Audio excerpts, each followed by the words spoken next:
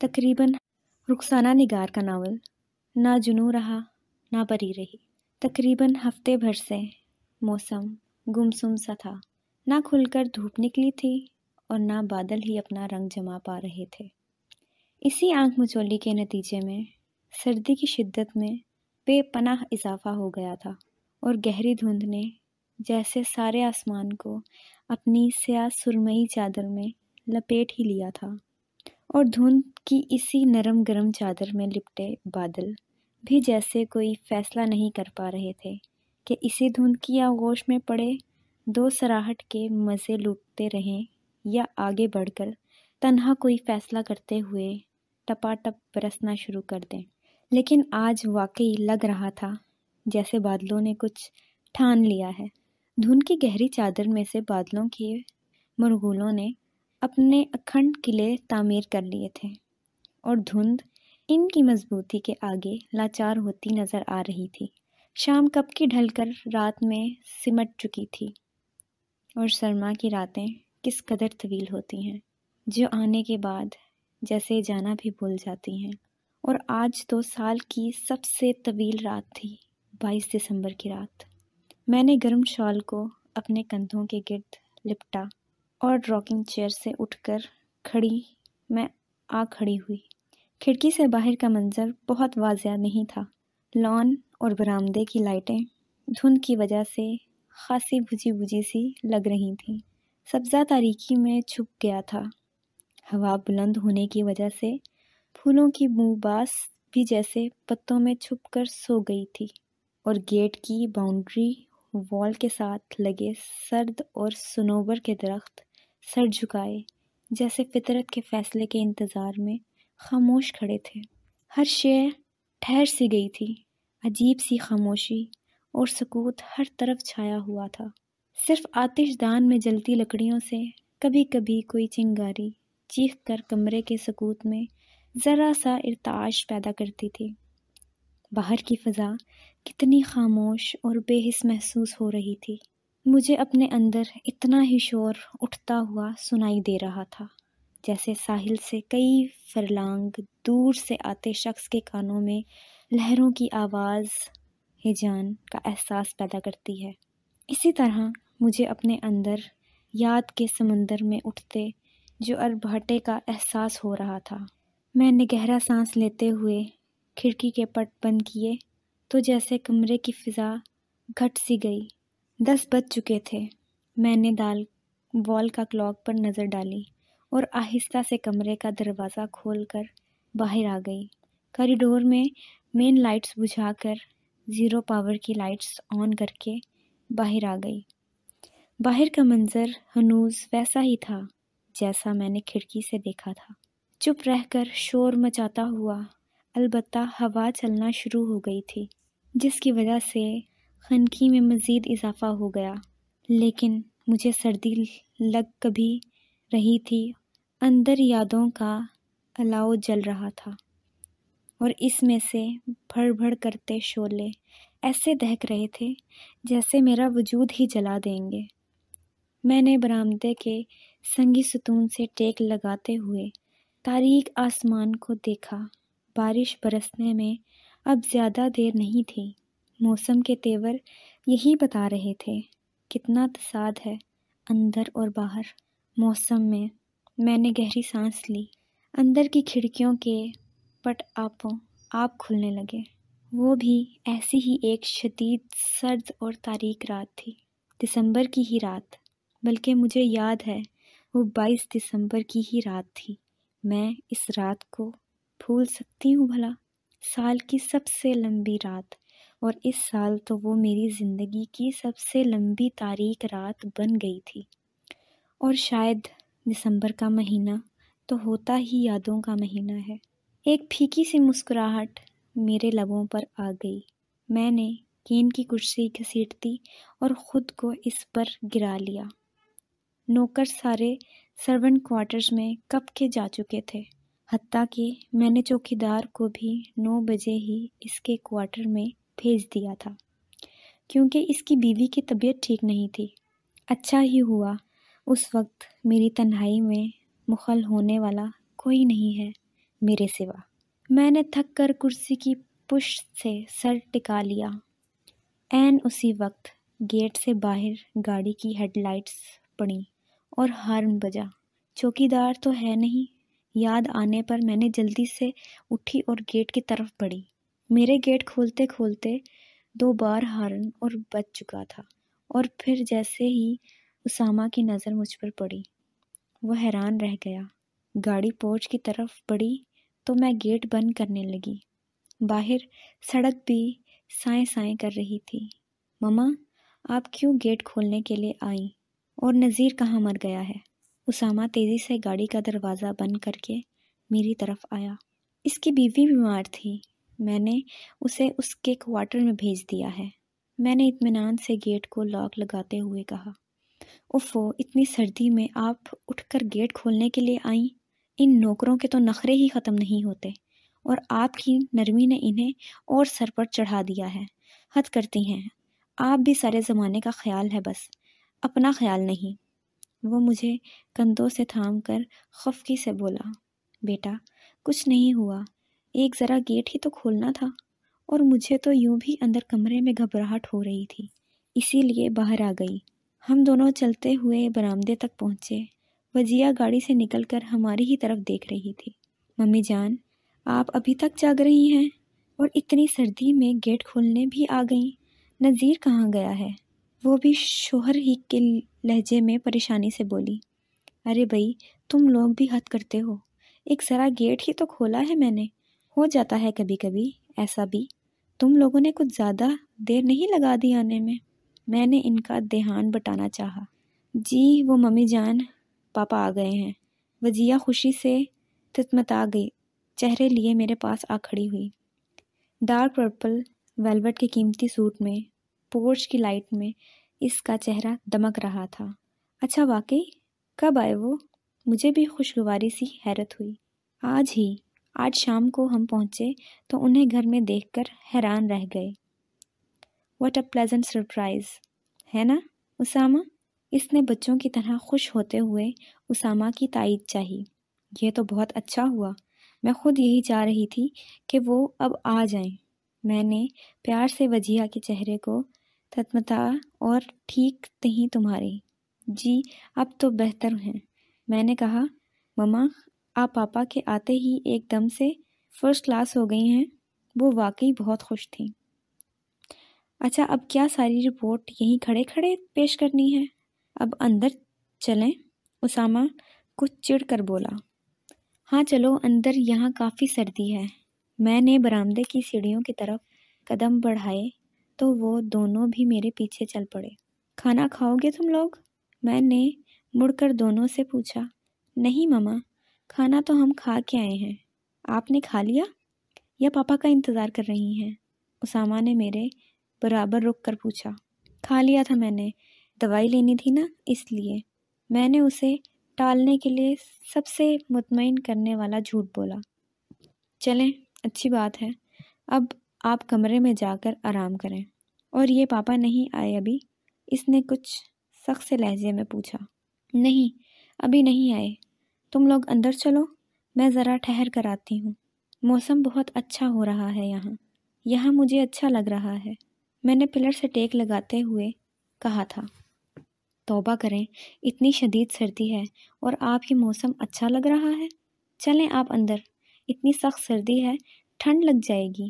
وہ مجھے کندھے سے پکڑ کر بولا۔ اسامہ جان، کہاں نہ میں ابھی آتی ہوں، تم لوگ چلو اندر۔ اور ویسے بھی میں نے اتنا کچھ پہن رکھا ہے، ٹھنڈ کہاں سے لگے گی؟ میں نے اسے بہلایا۔ اچھا پھر میں آپ کو اندر سے پل اوور لا دیتا ہوں، وہ فکر مندی سے بولا۔ بھئی میرا یہاں رات گئے تک بیٹھنے کا ارادہ نہیں ہے، بس 10-15 منٹ موسم انجوائے کرنا چاہ رہی ہوں، اور بس، میں نے ذرا ہنس کر کہا تو وہ جیسے مطمئن ہو گیا۔ اچھا پھر جلدی آ جائیے گا۔ وہ اندر کی طرف بڑھ گیا۔ وجیہ پہلے ہی اندر جا چکی تھی۔ ہاں وہ مما، معاذ بھائی کا فون نہیں آیا؟ جاتے جاتے اسے یاد آیا تو مڑ کر بولا۔ آیا تھا شام کو، کل دوپہر 2 بجے کی فلائٹ ہے ان کی، دیکھو رات کو کتنے بجے پہنچے ہیں۔ چلیں اچھی بات ہے، وہ سر ہلا کر بولا۔ اور پلیز آپ جلدی سے اندر آ جائیں، پاپا کا انتظار نہ کرتی رہ جائیے گا۔ انہیں تو عادت ہے آدھی آدھی رات کو آنے کی، بہت آپ نے ان کے ناز اٹھا لیے، اب اپنا بھی کچھ دھیان کیجیے۔ وہ جاتے جاتے مجھے تاکید کرتے ہوئے بولا، تو میں نے اسبات میں سر ہلا دیا تھا۔ انتظار۔ میں نے باہر گیٹ کے پار دیکھنے کی کوشش کی۔ تمہیں کیا پتا اسامہ جان، اس ایک لفظ پر تو میری آدھی سے زیادہ زندگی پھیلی ہوئی ہے، اور اس رات کا میں نے کس شدت سے انتظار کیا ہے، اور کس قیامت کا انتظار ہے، اور آج جب کہ یہ رات میرے ہاتھ لگی ہے تو میں غافل بن جاؤں، پڑھ کر سو رہوں جیسے اتنے برس میرا مقدر سویا رہا۔ نہیں، یہ رات سونے کی نہیں، یہ تو جاگنے کی رات ہے۔ 22 برس یہ رات میرے اندر جلی ہے، میں اسے کیسے گوا دوں؟ اور اس رات کے انتظار میں نے 22 سال اماوس کی رات کی صورت گزارے ہیں۔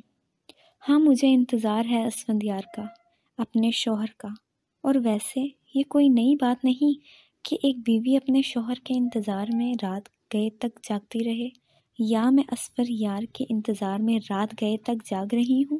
میں تو 22 برسوں سے ہر رات اس کا اسی طرح سے انتظار کرتی رہی ہوں، پھر آج کے انتظار میں کون سی انوکھی بات ہے؟ اس انتظار میں انوکھی بات یہ ہے کہ میں اس انتظار کے باب کو ہمیشہ کے لیے بند کر دینا چاہتی ہوں۔ بس آج کی رات، اس کے بعد کوئی انتظار نہیں، کوئی آس نہیں رہے گی۔ یکایک آسمان سے بوندیں برسنے لگیں، 1 2 3 4، اور پھر بے شمار۔ ہوا پہلے تیز ہوئی اور پھر جیسے فراٹے بھرنے لگی، اس کی آواز میں تندی کے ساتھ کرختی پیدا ہونے لگی۔ سرد صنوبر اس کے رویے کی تاکید کرتے ہوئے زور زور سے سر ہلانے لگے، اور شاں شاں کرتی ہوا در و دیوار پر جیسے کوڑے برسانے لگی، اور جس طرف ہوا کا رخ ہوتا ادھر سے ہی بارش کی بوچھاڑ برسنے لگتی۔ میں ستون کے ساتھ لگ کر کھڑی ہو گئی اور ہتھیلی آگے بڑھا کر بارش کو محسوس کرنے لگی۔ یخ بوندیں میری ہتھیلی پر گرنے لگیں، لیکن مجھے ان کی خنکی کا احساس ہی کب ہو رہا تھا۔ میں چپ چاپ کھڑی ہوا اور بارش کی زور آزمائی دیکھتی رہی۔ دونوں میں سے کوئی بھی جھکنے کو تیار نہیں تھا۔ جتنی تیزی سے بوند برستی، اس سے زیادہ شدت سے ہوا چلاتی۔ پتہ نہیں کتنی دیر گزر گئی، شاید آدھ گھنٹہ یا گھنٹہ، یا اس سے بھی زیادہ، مجھے کیا پتہ نہیں چلا۔ میرے کپڑے تھوڑے بھیگ چکے تھے۔ جب گیٹ کی بیل بجی تو جیسے میں نیند سے جاگ اٹھی۔ یہ کون آ گیا؟ میں شاید حال سے یکسر کٹ چکی تھی۔ میں ابھی سوچ ہی رہی تھی کہ پھر بیل بجی، اب کہ اس کا دورانیہ خاصا طویل تھا۔ میں نے کچھ گیٹ کی طرف دیکھا اور پھر اٹھ کر برآمدے میں بیل کا بٹن آف کر دیا۔ کچھ دیر بعد بیل بجانے والے نے گھنٹی سے الگ ہو کر گیٹ دھڑدھڑانا شروع کر دیا، تو میں نے برآمدے میں سیڑھیاں اتر کر برستی بارش میں گیٹ کی طرف بڑھی۔ کون ہے؟ میں نے موسم کی شدت کی پرواہ کیے بغیر پرسکون لہجے میں بند گیٹ کے پیچھے سے پوچھا۔ میں ہوں، اور کون ہوگا اس وقت؟ اسفندیار۔ غصے میں بھری آواز بارش کو بوچھاڑ کے ساتھ میری سماعتوں پر برسی۔ میں نے سب گیٹ کے اوپر بنی چولی سے کھڑکی کی کھنچنی کھولی تو اس کا وسیلہ بھیگا ہوا چہرہ میرے سامنے آ گیا۔ تم بے وقوف عورت، گیٹ نہیں کھول رہی؟ میں سارے کا سارا بھیگ چکا ہوں، اور وہ اسامہ کا بچہ گاڑی لے کر آ گیا کہ واپسی پر مجھے قریشی صاحب کے گھر لے گا، آنا بھی بھول گیا۔ وہ زور سے چیختا، کھولو اب گیٹ، میرا منہ کیا دیکھ رہی ہو؟ میں کچھ لمحے خاموش رہی، شاید اپنی طاقتیں مجتمع کر رہی تھی، اور زور سے چیخوں بھلا، بلکہ چلاؤ، خوب شور مچاؤ، مگر یاد رکھو اس گھر کے دروازے اب تم پر ہمیشہ کے لیے بند ہو چکے ہیں۔ جتنی بیگانگی اور جنبیت میرے لہجے اور لفظوں میں تھی، اس سے زیادہ میرے چہرے پر رقم تھی۔ کیا بکواس کر رہی ہو؟ تم اپنے حواسوں میں ہو یا پاگل ہو چکی ہو؟ نذیر، او نذیر، گدھے، گیٹ کھولو! جیسے غصے سے پاگل ہو کر پرانا اسفندیار بن گیا۔ نذیر یہاں نہیں ہے، اور اگر ہوتا بھی تو میری اجازت کے بغیر وہ گیٹ نہیں کھول سکتا تھا۔ یہ گھر جس کا گیٹ کھولنے کا تم بار بار تقاضا کر رہے ہو، یہ میرے نام ہے اور میری مرضی، میں جس کو چاہوں اندر آنے دوں، جس کو چاہوں گھر سے نکال دوں۔ میرا لہجہ ہنور تھا جو شاید اس کے تن بدن میں آگ لگا گیا۔ غصے کی شدت سے تمہاری یادداشت متاثر نہیں ہوئی؟ تم پاگل ہو چکی ہو، تمہارا دماغ خراب ہو چکا ہے۔ تمہیں معلوم ہے کہ تم کس سے کس لہجے میں بات کر رہی ہو؟ اگر یہ گھر بطور خیرات تمہارے نام کر ہی دیا ہے تو تم اپنی اوقات مت بھولو۔ وہ دونوں ہاتھوں کو پیٹتے چہرے اور آنکھیں صاف کرتے ہوئے غصے سے بولا، مجھے میری اوقات کا پتہ ہے، مگر اس وقت تم اپنی اوقات بھول رہے ہو کہ تم اس وقت کیا ہو۔ فیکٹری ٹیکسٹائل مل تم اسامہ اور معاذ کے نام صرف 2 ماہ قبل کر چکے ہو، جس کی تمام تر قانونی کارروائی مکمل ہو چکی ہے۔ گھر کی تینوں گاڑیوں کی رجسٹریشن ہم تینوں کے نام ہے۔ تم اپنی گاڑی 1 ماہ قبل فروخت کر چکے ہو۔ میرا خیال ہے تمہیں تمہاری اوقات بتانے کے لیے یہ کافی ہے۔ یہ سارے ڈاکومنٹس لا کر تمہیں دکھا دوں؟ اور ہاں، ہو سکتا ہے تمہارے اکاؤنٹ میں چند روپے موجود ہوں، صبح بینک جا کر اپنے اکاؤنٹ میں سے لے لینا، اور پھر انہی چند ہزار پر زندگی کے بچے دن ہنسی خوشی گزار لینا۔ میرا لہجہ اس سے بھی زیادہ زہریلا اور زہر خند تھا۔ یو اسٹوپڈ، نالی کی اینٹ، تم نے آج اپنا اصل ظاہر کر ہی دیا کہ تم کیا ہو۔ تم جیسوں کو تمہاری حیثیت سے زیادہ دے دیا جائے تو اسی طرح آپے سے باہر ہو جاتے ہو۔ گھٹیا عورت، کھولو گیٹ، پھر میں تمہیں بتاتا ہوں تمہاری اصلیت۔ وہ گیٹ پر زور سے ہاتھ مار کر چلایا، میں نے آج تو اپنا اصل دکھا دیا ہے۔ تم تو 19 برس پہلے ایک ایسی رات کو اپنا اصل کھول چکے ہو اور مجھے دکھا دیا ہے۔ یاد کرو اسفندیار، ایسی ہی رات تھی، سرد اور تاریک، بارش سے بھیگی ہوئی، جب تم نے ہاتھ پکڑ کر مجھے گیٹ سے باہر کیا تھا۔ اس رات اسفندیار، اس رات میں نے قسم کھائی تھی کہ جس طرح آج تم نے مجھے بے حیثیت سمجھ کر اس گیٹ سے باہر کیا ہے، اسی طرح ایک دن میں تمہیں بے حیثیت کر کے اس گھر سے باہر کر دوں گی۔ اور اس خدا کی لاٹھی بے آواز ہے، آج اس نے میری قسم پوری کی۔ جذباتی ہیجان سے میرا سانس پھولنے لگا۔ جاؤ، اب چلے جاؤ یہاں سے، اور کبھی دوبارہ ادھر کا رخ نہ کرنا، ورنہ سوائے ذلت اور نفرت کے تمہارے ہاتھ کچھ نہیں آئے گا۔ اسامہ اور معاذ تمہیں محض میری وجہ سے باپ کی عزت دیتے ہیں، ورنہ تم اس قابل نہیں ہو میرے ایک اشارے پر وہ تمہیں یہاں سے نکال باہر کریں۔ چلے جاؤ یہاں سے، میں نے 22 برس کس عذاب کی طرح تمہاری صورت برداشت کی ہے، اب ایک پل نہیں کروں گی، چلے جاؤ یہاں سے۔ میں چیختی اور زور سے ہاتھ مار کر کھڑکی بند کر دی۔ کھڑکی بند کرنے سے پہلے میں نے اس کی آنکھوں میں غصہ، نفرت، حیرت اور پھر شکایت کی جو کیفیات دیکھی، وہ میرے ذہن پر جیسے سبت سی ہو گئیں۔ میں نے دوڑتے ہوئے گیٹ سے برآمدے کا فاصلہ طے کیا اور برآمدے میں پڑی کرسی پر گر کر اپنے ہامتے ہوئے تنفس کو بحال کرنے لگی۔ گیٹ پر ایک ہلکا سا ہاتھ بجا اور پھر خاموشی چھا گئی۔ کتنی دیر میری سماعتیں گیٹ کی طرف لگی رہیں، مگر وہاں مکمل خاموشی چھا چکی تھی۔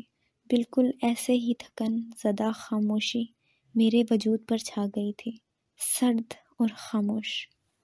بارش کا زور کافی حد تک ٹوٹ چکا تھا، اگر اب بھی ہلکی ہلکی بارش ہو رہی تھی، مگر جیسے تھکی تھکی سی، ٹوٹی ٹوٹی سی، اور اب میری آنکھوں سے گرم لاوا پگھل کر بہہ رہا تھا۔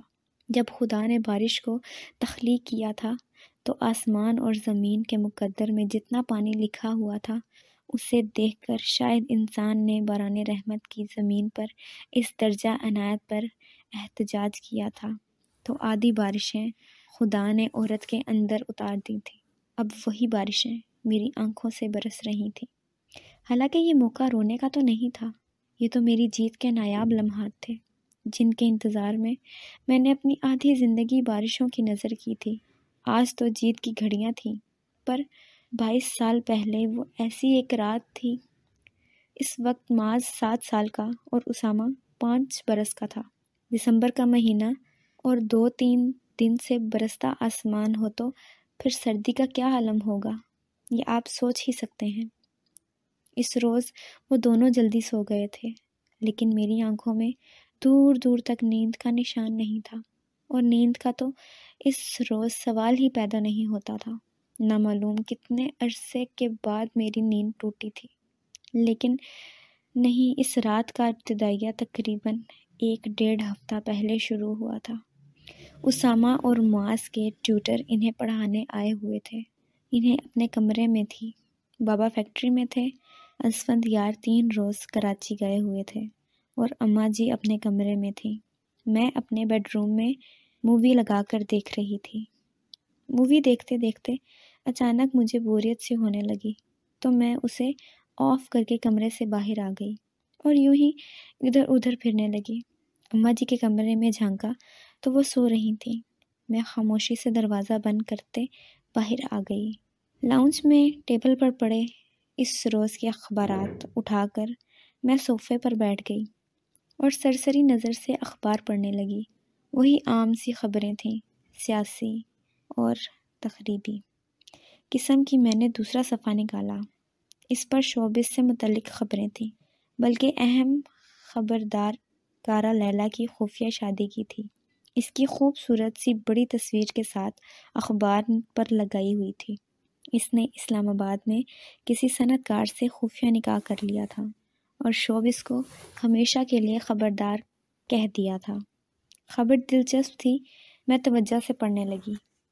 اداکارہ لیلا نے 2-3 فلموں میں کام کیا تھا جو زیادہ ہٹ ثابت نہیں ہوئیں، اور ٹی وی ڈراموں میں اس کی پرفارمنس ہمیشہ سے پسند کی جاتی رہی۔ مجھے بھی بحیثیت اداکارہ وہ بہت پسند تھی۔ بہرحال اب تو اس نے ٹی وی فلم کو خیر آباد کہہ دیا تھا، لیکن دیکھیں کب تک، کیونکہ جس کو اس شعبہ کی چاٹ لگ جاتی ہے وہ بہت عرصہ اس سے دور نہیں رہ سکتا۔ نامہ نگار نے یہ فقرہ زیادہ نمایاں کر کے لکھا تھا۔ اس کے علاوہ باقی عام خبریں تھیں۔ فلموں اور ڈراموں کی شوٹنگ سے متعلق میں نے اخبار ایک طرف ڈال دیا اور 1-8 گھنٹے میں سب بھول بھال گئی۔ 3 دن بعد اسفندیار کا فون آیا کہ وہ 2 دن مزید نہیں آ سکے گا، یہاں کام ہے۔ اگر بابا اس کی اتنی لمبی غیر حاضری کو پسند نہیں کرتے تھے، لیکن کچھ عرصے سے اس نے بابا کی پسند و ناپسند کی کافی حد تک پرواہ کرنا چھوڑ دی تھی۔ پھر 2 دن بعد واپس آ گیا۔ کاروباری نقطہ نگاہ سے اس کا دورہ بے حد کامیاب رہا تھا۔ وہ کراچی میں اپنے سب آفس کے لیے لوکیشن دیکھنے گیا تھا جو اسے پسند آ گئی تھی۔ بہرحال اس نے جتنا بتایا میں نے سن لیا، کیونکہ کاروباری معاملوں میں مجھے کبھی بھی دلچسپی نہیں رہی تھی۔ اگلے روز جب وہ تیار ہو کر آفس چلا گیا تو کمرے میں بکھری ہوئی چیزیں اٹھاتے ہوئے جب اس کے کوٹ کو ہینگ کرنے لگی تو اس کی بیرونی جیب سے جہاز کا ٹکٹ نیچے گرا۔ میں نے جھک کر اٹھا لیا اور یوں ہی پڑھنے لگی۔ ٹکٹ اسلام آباد سے لاہور کا تھا۔ مجھے بڑی حیرانی ہوئی کہ اسفندیار اسلام آباد بھی گیا تھا۔ آفس سے دوپہر میں جب اس کا فون آیا کہ وہ رات کو دیر سے آئے گا، ہم لوگ کھانے پر اس کا انتظار نہ کریں، تو میں نے ٹکٹ کی بابت بھی پوچھ لیا تو اس نے کہہ دیا کہ ہاں میں 1 روز کے لیے اسلام آباد بھی گیا تھا۔ مجھے تسلی ہو گئی۔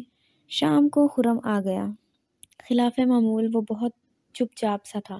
خرم اسفندیار کے مرحوم چچا کا اکلوتا بیٹا تھا، اپنے باپ کے لاکھوں کے بزنس کا اکلوتا وارث۔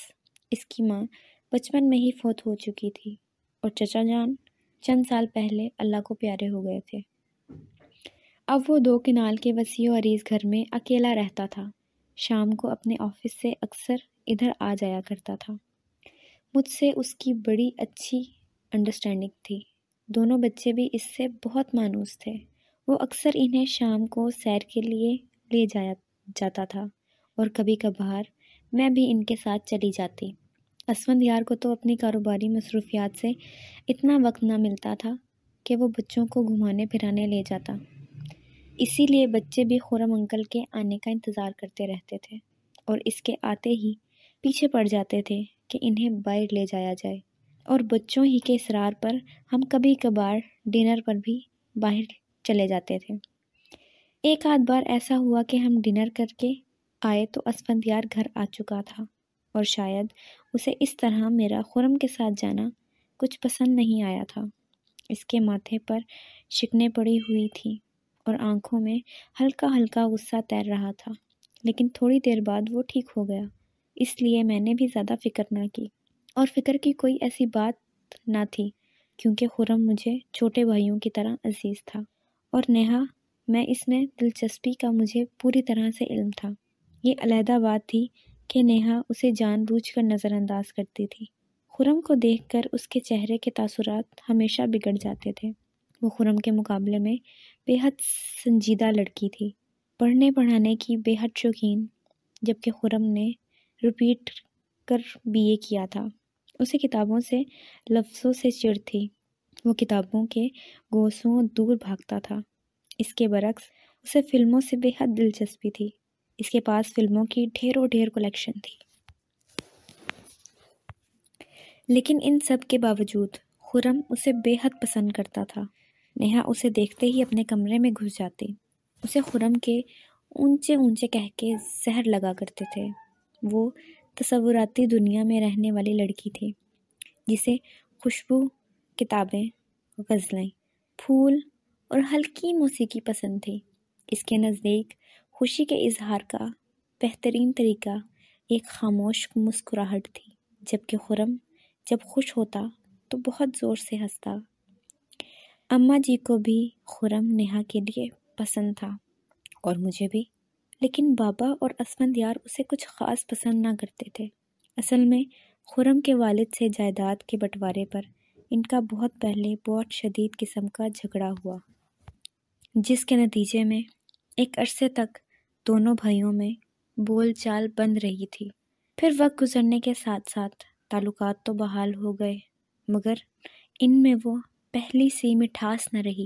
پھر اپنی وفات سے کچھ ماہ پہلے چچا جان نے اپنے ایک دوست کے ذریعے نیہا کے لیے خرم کا رشتہ بھجوایا تو بابا بھڑک اٹھے اور دو ٹوک الفاظ میں کہہ دیا کہ وہ کبھی بھی اپنی بیٹی کا رشتہ بھائی کو نہیں دیں گے، تو وہ خاموش ہو گئے۔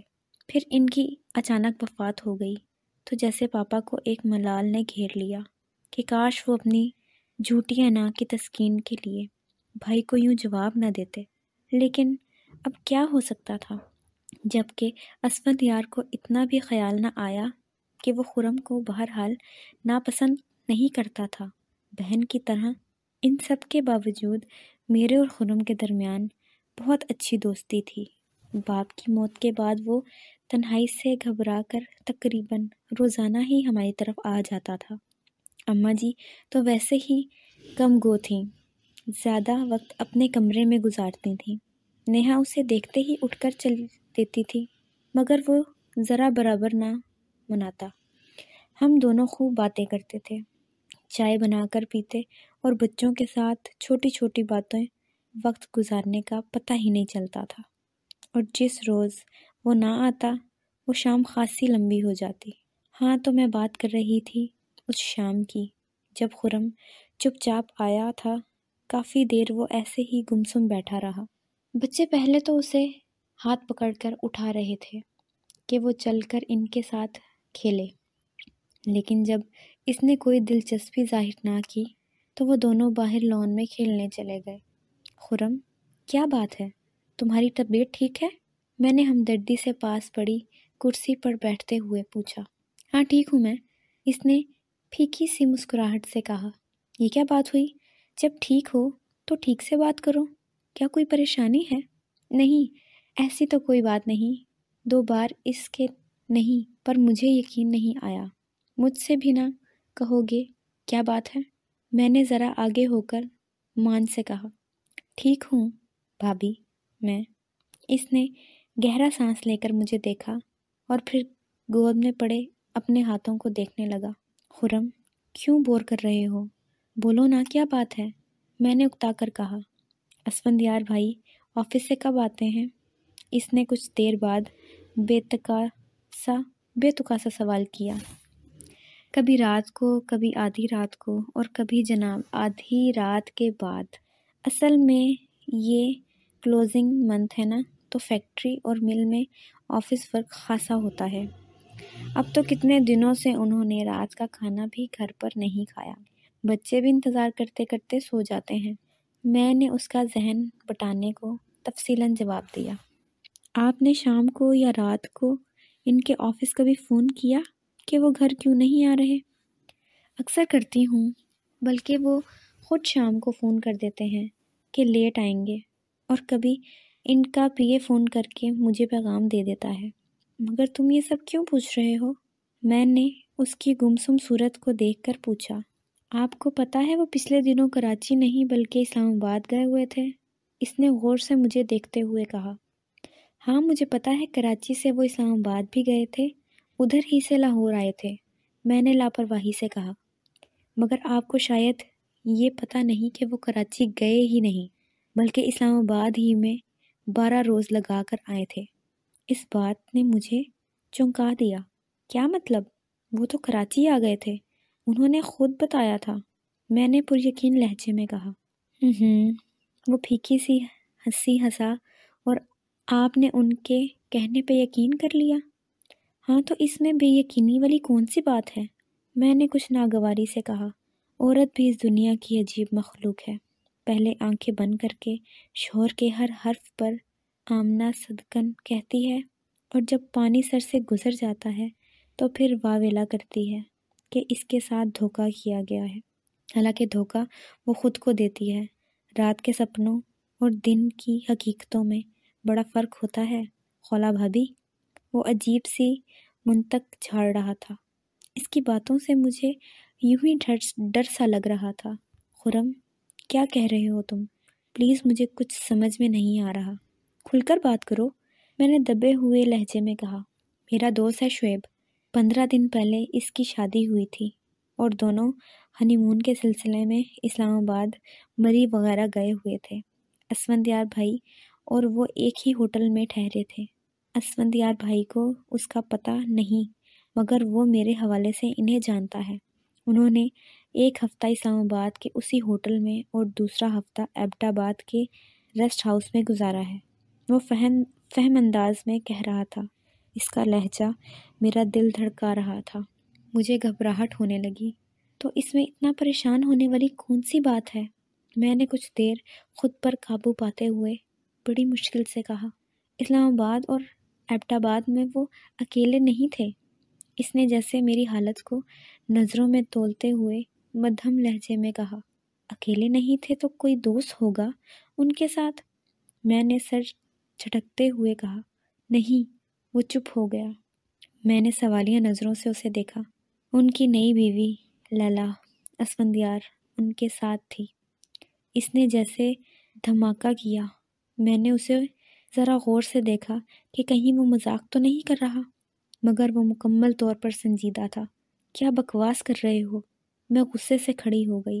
میں سچ کہہ رہا ہوں، میرے پاس اسلام آباد ہوٹل اور ایبٹ آباد ریسٹ ہاؤس کے بلوں کی رسیدیں، نکاح نامے کی کاپیاں، اور یہاں لاہور میں لیلا کی نئی رہائش گاہ، ایڈریس اور فون نمبر سب موجود ہے۔ مجھے اس کی آواز میلوں دور سے آتی ہوئی محسوس ہو رہی تھی، اور اس کا چہرہ میری بصارتوں میں دھند لا رہا تھا۔ میں گرنے کو تھی جب ہی اس نے جلدی سے اٹھ کر مجھے دونوں بازوؤں سے تھام کر صوفے پر بٹھایا۔ خولا بھابی، ہوش کریں، دیکھیں معاملہ سنگین ضرور ہے، لیکن آپ حوصلہ رکھیں۔ مجھ پر جھکا مجھے تسلی دے رہا تھا۔ میں پانی لے کر آتا ہوں آپ کے لیے۔ وہ باہر نکل گیا اور تھوڑی دیر بعد پانی گلوکوز ڈال کر لے آیا۔ زبردستی میرے ہونٹوں کو لگا دیا۔ تھوڑی دیر بعد میری حالت کچھ سنبھل گئی۔ خرم، کیا تم صحیح کہہ رہے ہو؟ کافی دیر بعد میں نے مرمری آواز میں پوچھا۔ ہاں بھابی، یہ دیکھیں۔ اس نے پاس پڑا خاکی لفافہ اٹھا کر اس میں سے کاغذات باہر نکالے۔ میں نے ہاتھ بڑھا کر اسے روک دیا۔ پلیز یہ نہیں کرو تم۔ تو اس نے گہرا سانس لے کر ہاتھ روک لیا۔ کچھ دیر یوں ہی گزر گئی۔ مجھے یقین نہیں آ رہا خرم، اسود ایسا بھی کر سکتے ہیں؟ میں نے بے یقینی سے کہا۔ یہی اندھا یقین تو ہمیں مار دیتا ہے۔ یقین کریں، لیکن آنکھیں کھلی رکھ کر۔ آپ کو ان کے اندر ذرا تبدیلی محسوس نہ ہوئی؟ ذرا بھی نہیں؟ وہ دکھ سے کہہ رہا تھا تو میری آنکھیں برسنے لگیں۔ تقریباً 1.5 ہفتہ قبل اخبار میں خبر آئی تھی لیلا کے خفیہ نکاح کی۔ میں نے بھی پڑھی تھی، لیکن اصل بات کا پتہ تو مجھے پرسوں شام چلا، جب شعیب نے آ کر مجھے سب کچھ بتایا تو میں نے بھی یقین نہیں کیا تھا۔ اپنے ایک دوست کے ذریعے 2 دن میں یہ سارے ثبوت اکٹھے کیے۔ وہ کہہ رہا تھا اگر یہ سچ ہوا تو خرم۔ میرے آنسو تو اتر سے بہنے لگے۔ یہ فون نمبر ہے لیلا کے گھر کا، بلکہ اسود صاحب کے نئے گھر کا۔ آپ خود ڈائل کر کے پتہ کر لیں۔ اس نے لفافے میں سے ایک سلپ نکال کر میرے آگے ٹیبل پر گھسائی۔ میں کاغذ کے اس ٹکڑے کو محض دیکھ کر رہ گئی تو وہ خود اٹھا اور اسفند یار پر پڑا اسٹینڈ پر پڑا فون سیٹ اٹھا کر لے آیا اور نمبر ملانے لگا۔ نمبر ڈائل کرنے کے بعد اس نے اسپیکر کا بٹن پریس کیا اور ریسیور کریڈل پر ڈال دیا۔ بیل کی آواز دوسری طرف جا رہی تھی۔ 3 گھنٹیوں کے بعد کسی نے فون اٹھایا۔ ہیلو، کسی لڑکی کی مہین سی آواز تھی۔ ہیلو جی، یہ اسفندیار صاحب کا گھر ہے؟ خرم نے اسپیکر کے پاس ہو کر پوچھا۔ جی، آپ کون بات کر رہے ہیں؟ اسی آواز نے پوچھا۔ جی، میں ان کا دوست ہوں۔ کیا وہ گھر پر ہوں گے؟ جی نہیں، وہ اس وقت آفس میں ہوتے ہیں۔ میرا دل چاہا میں دھاڑیں مار مار کر رونے لگوں۔ ویسے آپ ہیں کون اور آپ نے یہ نمبر کہاں سے لیا؟ اس نے محتاط لہجے میں پوچھا۔ جی، میں ان کا بہت کلوز فرینڈ ہوں۔ آپ لیلا بھابی بات کر رہی ہیں نا؟ آپ نے مجھے اسلام آباد میں نہیں دیکھا تھا؟ اس نے سنجیدگی سے کہا۔ آپ اسود حیات ہیں؟ صفدر حیات ہیں، اسود کے دوست جو نکاح میں شامل ہوئے تھے؟ اس نے قیاس کیا۔ صفدر کا نام سن کر اب کسی شک کی گنجائش نہیں رہی تھی، کیونکہ ان دونوں کا ساتھ دن رات کا تھا۔ جی، میں صفدر ہی ہوں۔ صفدر بھائی، آپ کو پتہ ہے وہ اس وقت آفس میں ہوتے ہیں؟ اس نے کچھ اپنائیت سے کہا۔ تھینک یو بھابی، اصل میں وہ آفس میں نہیں تھے، اس لیے میں نے فون کیا۔ اچھا جی، خدا حافظ۔ خدا حافظ۔ اس نے بٹن آف کر دیا اور میری شکل دیکھنے لگا۔ خرم، تم پلیز یہاں سے چلے جاؤ اور یہ لفافہ یہیں چھوڑ جاؤ پلیز، میں نے اس سے منت بھرے انداز میں کہا۔ نہیں، میں اسود بھائی کے آنے تک یہیں رہوں گا۔ کیا سمجھا ہے انہوں نے؟ وہ کچھ ڈٹ کر بولا۔ پلیز، میں تمہاری منت کرتی ہوں، تم چلے جاؤ یہاں سے پلیز خرم۔ میں نے آنسو بھری آنکھوں سے التجا کی تو وہ مجھے دیکھ کر رہ گیا اور پھر اٹھ کر کھڑا ہو گیا۔ اب کوئی جذباتی فیصلہ نہ کیجیے گا، ٹھنڈے دل سے غور کیجیے گا۔ لیلا جیسی تتلیاں صرف موسم بہار کی ساتھی ہوتی ہیں، اس کیٹیگری میں وفا نہیں ہوتی۔ آپ اس بات کو ذہن میں رکھیے گا، آپ سمجھ رہی ہیں نا؟ تو میں نے زور سے اس بات میں سر ہلا دیا۔ اچھا، اب تم جاؤ پلیز، میں نے اسے دیکھے بغیر کہا۔ وہ کچھ دیر کھڑا رہا اور پھر باہر کی طرف بڑھ گیا۔ میں کل آؤں گا بھابی، خدا حافظ۔ اس کے باہر نکلتے ہی میں ہاتھوں میں چہرہ چھپا کر زور زور سے رونے لگی۔ اس رات بھی اسفندیار حسب معمول آدھی رات کو ہی آیا۔ رات کے 12:30 بجے۔ اس سے پہلے وہ اس سے بھی لیٹ آیا کرتا تھا۔ مجھے کبھی محسوس نہیں ہوا تھا۔ میں اکثر اسے سوئی ملتی تھی اور اکثر مجھے پتہ ہی نہیں چلتا تھا کہ وہ کب آ کر سو گیا۔ وہ اتنی رات گئے، لیٹ آنا کب شروع ہوا تھا، مجھے کچھ ٹھیک سے یاد بھی نہیں۔ شروع میں شاید میں نے 1-8 دفعہ اعتراض کیا، لیکن پھر میں عادی ہوتی چلی گئی اور میں نے اس سے پوچھنا بھی چھوڑ دیا کہ وہ رات کو اتنی دیر کیوں آیا کرتا ہے۔ اصل میں مجھے شوہروں کی ہر وقت سنگن لینے والی بیویوں سے چڑ تھی۔ مرد کی اور پھر کاروباری مرد کی اپنی مصروفیات ہوتی ہیں، میرا خیال تھا، اور یہ کچھ ایسا غلط بھی نہیں تھا۔ آخر اتنی وافر مقدار میں پیسہ یوں ہی تو نہیں آ جاتا، کوئی نہ کوئی قربانی تو دینی پڑتی ہے۔ وہ میری اور میرے بچوں کی ہر ضرورت کا خیال رکھتا ہے۔ سمجھے زندگی کی ہر آسائش اتنی آسانی سے اور اتنی کثرت سے میسر تھی جتنی آسانی سے لوگوں کو ضروریات زندگی بھی میسر نہیں آتے، اور اس کا اتنا خیال رکھنے کے جواب میں اس پر شک کرتی۔ کیا محبت صرف دوسرے کو پابند کرنے کا نام ہے؟ میں اس کے آنے جانے کے اوقات کا ٹائم ٹیبل بنا رکھوں اور وہ ذرا اس ٹائم سے ادھر ادھر ہو اور شکی بیویوں کی طرح طوفان کھڑا کر دوں؟ میں اس معاملے میں بڑے کھلے ذہن کی مالک تھی، تنگ نظری اور شک سے دور بھاگنے والی، اور اسفندیار نے بھی تو ہمیشہ میرا خیال رکھا تھا، کبھی مجھے شکایت کا موقع نہیں دیا تھا۔ ہاں، وقت کی کمی اس کے پاس تھی جس کی تلافی کے لیے وہ پیسے کی کمی نہ آنے دیتا، اور پیسہ تو ایسی چیز ہے جو بڑی سے بڑی کمی کو آسانی سے پر کر دیتا ہے۔ ویسے بھی وہ کوئی جذباتی لاابالی عمر کا نوجوان تو تھا نہیں جس کی میں خبر گیری کرتی۔ ہماری شادی کو تقریباً 10 سال ہونے کو آئے تھے۔ ہم ایک خوش باش مطمئن ازدواجی زندگی گزار رہے تھے، اور پھر شادی کے بعد محبت کی بہت زیادہ پرواہ کون کرتا ہے؟ یہ بندھن ہے، ایسا ہی ہے کہ جذبہ نظر آتے ہوئے بھی محسوس ہوتا ہے، اور مجھے آج شام 5 بجے سے پہلے تک پکا یقین تھا کہ اسفندیار میرے سوا کسی اور سے محبت نہیں کرتا، اور یہ کوئی ایسی کچی محبت تو نہ تھی جو گلی کی نکڑ پر کھڑا کوئی دل پھینک نوجوان اپنے محلے کی کسی لڑکی سے کرتا ہے، بلکہ ہماری اس محبت کے سینکڑوں گواہ تھے جن کی موجودگی میں وہ آج سے تقریباً 10 برس پہلے مجھے اس محل میں لایا تھا۔ اس سے بڑا محبت کا ثبوت اور کیا ہوگا؟ اس کے والدین اس کے اصرار پر ہی میرا رشتہ لینے ہمارے گھر گئے تھے، اور رشتہ ہونے سے لے کر شادی کے بعد آج تک اس نے مجھے یہی یقین دلایا تھا کہ میں اس کی پہلی اور آخری محبت ہوں۔ تو پھر اس پہلی اور آخری محبت کے بیچ ذیلی محبتوں کے رستے کہاں سے نکل آئے، وہ بھی اس طرح کہ مجھے خبر ہی نہ ہو سکی؟ وہ بدلتا چلا گیا اور میں اس کی تبدیلی کی عادی ہوتی چلی گئی، بنا اس سے پوچھے، بنا اسے جتائے، اور آج ایک ہی شام میں میرے اور اس کے درمیان جیسے 2 دنیاؤں کی دوری آ گئی تھی۔ اس کے انتظار میں ایک ایک پل مجھے کاٹ کر گزر رہا تھا۔ میں 3-4 بار آفس فون کر چکی تھی، جہاں سے وہ سر شام ہی اٹھ گیا تھا۔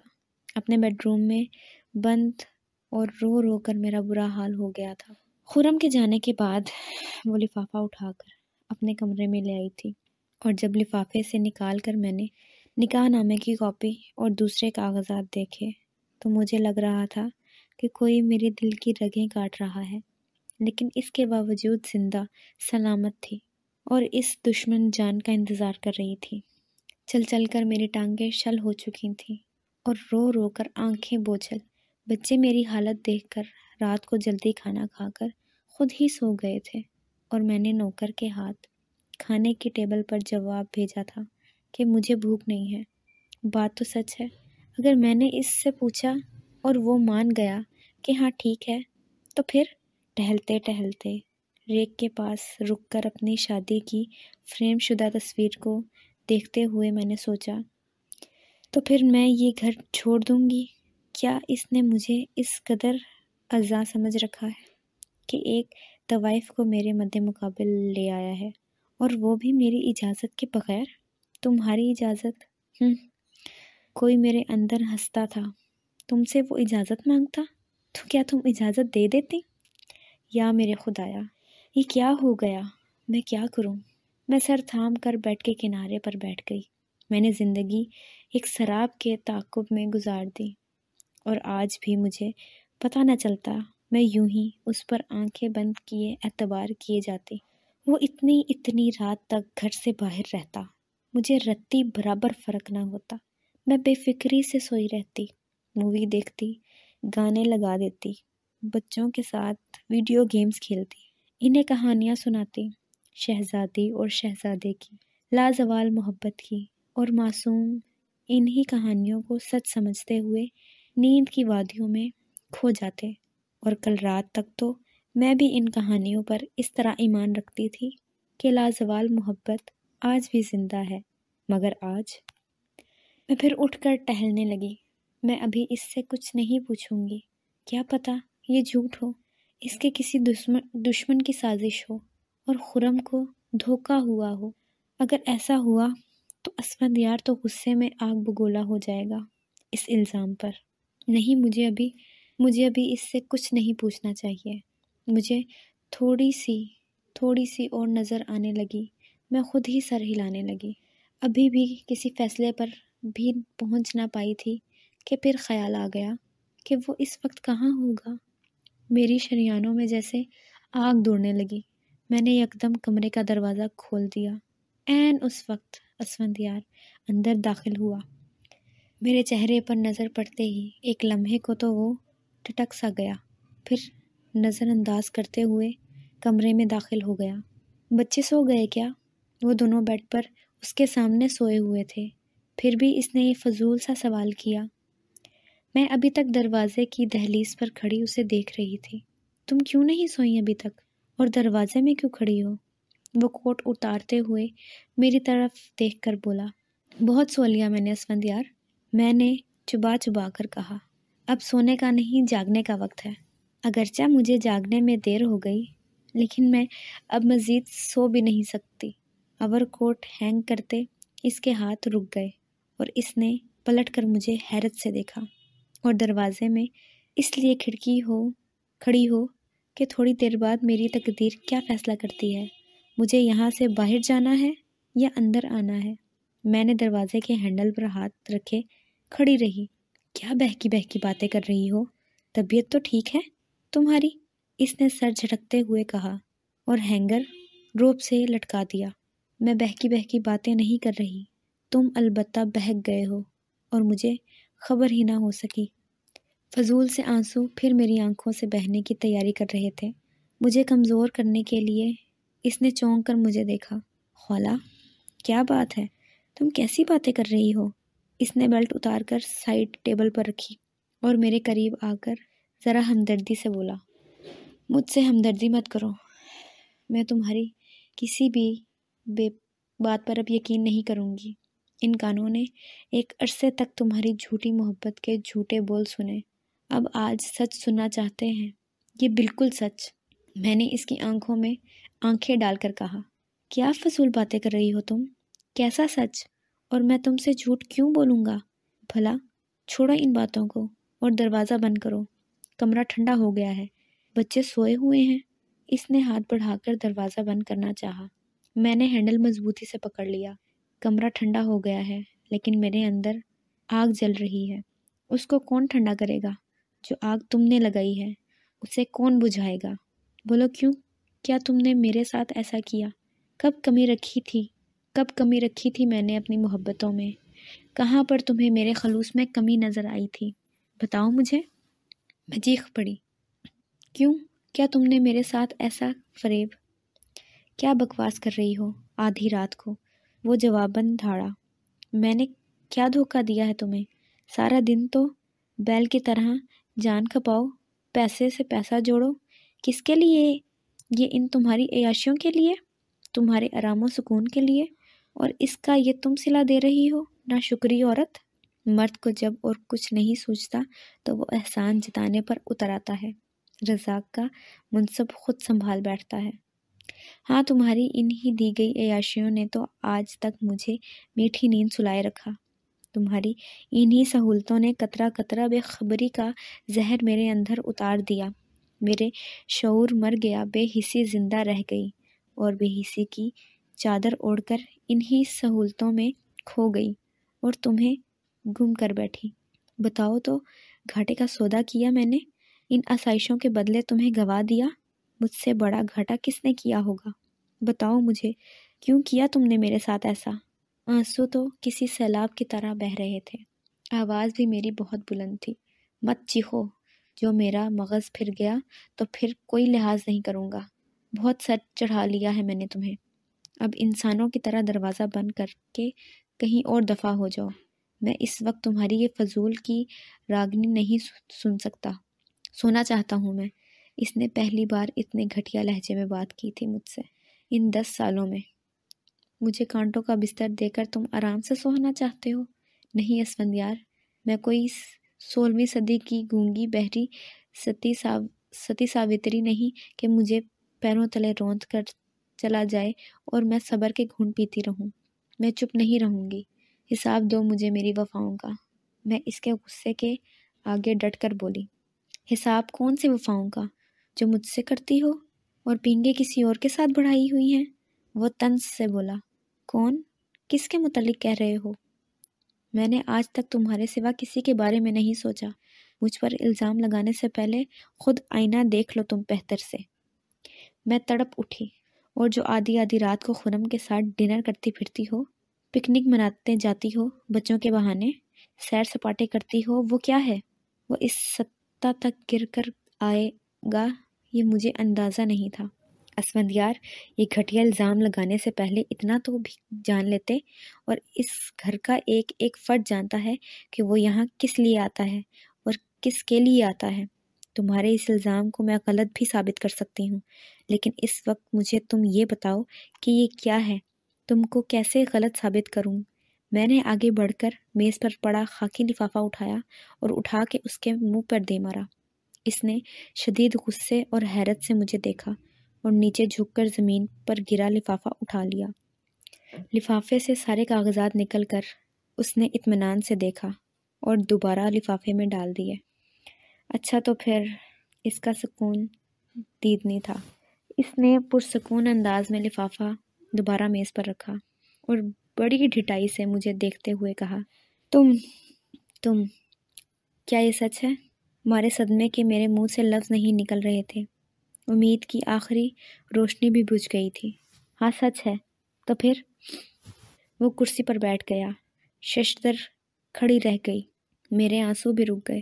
اس نے رسٹ واچ اتار کر ڈریسنگ ٹیبل پر رکھی اور اٹھ کر الماری سے اپنے کپڑے نکالے۔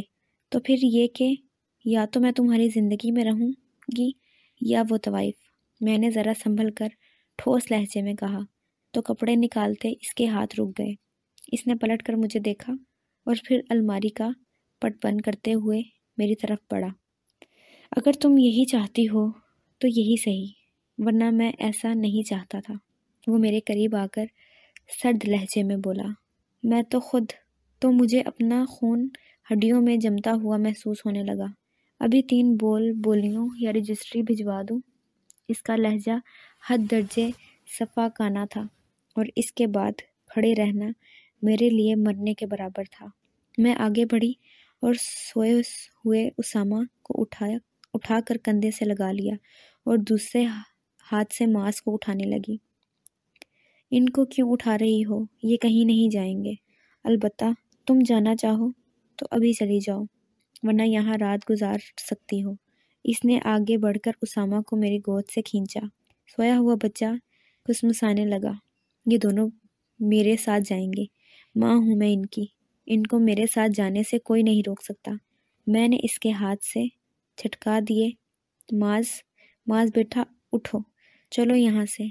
میں نے بے خبر سوئے ہوئے معاذ کو اٹھانا چاہا۔ میں کہتا ہوں اتارو اس کو گود سے، ورنہ ابھی تمہیں اٹھا کر گیٹ سے باہر کر دوں گا۔ اس نے جھپٹ کر اسامہ کو میری گود سے چھین لیا۔ یہ میرے بچے ہیں، تم ان کو مجھ سے نہیں چھین سکتے۔ چھوڑو انہیں۔ میں چیخنے لگی۔ ماں ذرا اٹھ کر بیٹھا۔ اسامہ بھی اس کے کندھے سے لگا حیران آنکھوں سے دیکھنے لگا۔ تم ان کو ہاتھ نہیں لگا سکتی، تمہاری اوقات کیا ہے؟ ابھی اس گھر سے نکلو تو 2 ٹکے کی بن جاؤ گی۔ یہ میرے بچے ہیں، اسفندیار کے بچے۔ سنا تم نے؟ تم انہیں کیا دے سکتی ہو؟ پہلے جا کر اپنا تو کہیں ٹھکانہ کر لو، پھر ان کے بارے میں سوچنا۔ اس کا لہجہ حقارت بھرا تھا۔ اور تم خود کیا ہو؟ طوائفوں کے پیچھے بھاگنے والے گھٹیا انسان۔ اس نے آگے بڑھ کر ایک تماچا میرے منہ پر کھینچ کر مارا۔ میں تیورا کر دیوار سے جا لگی۔ میرا سر چکرا اٹھا۔ میں اپنے بچوں پر تمہاری اس گندی زندگی کا سایہ نہیں پڑنے دوں گی۔ چھوڑ دو ان کو۔ میں زور سے چیخی۔ دفع ہو جاؤ تم یہاں سے، اب میں تمہیں ایک پل یہاں برداشت نہیں کروں گا، نکل جاؤ یہاں سے۔ اس نے اسامہ کو بیڈ پر بٹھایا اور مجھے بازو سے پکڑ کر باہر گھسیٹنے لگا۔ اسامہ زور زور سے رونے لگا۔ معاذ بھی بیڈ سے اتر کر میرے پیچھے لپکا۔ مما مما پاپا مما کو چھوڑ دیں۔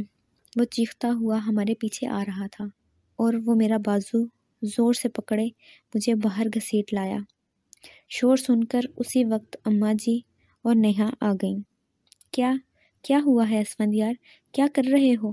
اماں جی نے گھبرا کر اس سے میرا بازو چھڑوانا چاہا۔ اماں جی آپ پیچھے ہٹ جائیں، یہ ہمارا آپس کا معاملہ ہے، میں اس کو یہاں 1 منٹ بھی برداشت نہیں کر سکتا۔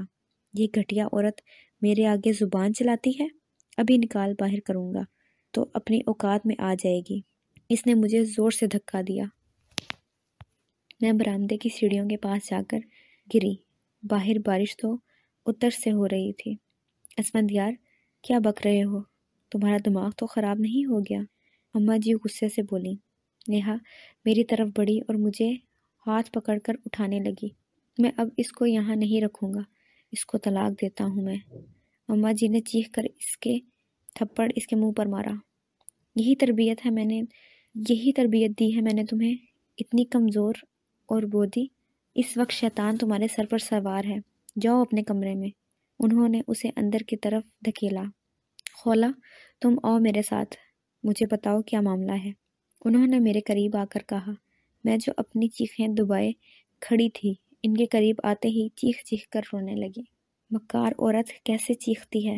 اماں جی آپ پیچھے ہٹ جائیں، میں ابھی اس کا دماغ درست کرتا ہوں۔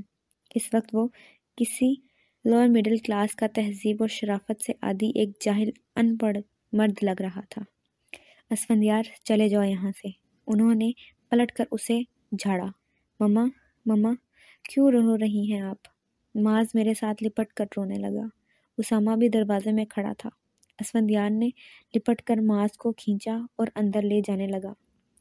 میں مما کے پاس جاؤں گا، چھوڑ دیں پاپا آپ مجھے، چھوڑ دیں۔ وہ باپ سے زور آزمائی کرنے لگا۔ اسفندیار نے اس پھول سے گال پر تھپڑ جڑ دیا تو وہ اور زیادہ زور سے رونے لگا، تو وہ اسے کھینچ کر اندر لے گیا۔ اماں جی مجھے جانے دیں، میرے بچے لا دیں، میں یہاں ایک پل نہیں رکوں گی، مجھے جانے دیں۔ میں رونے لگی۔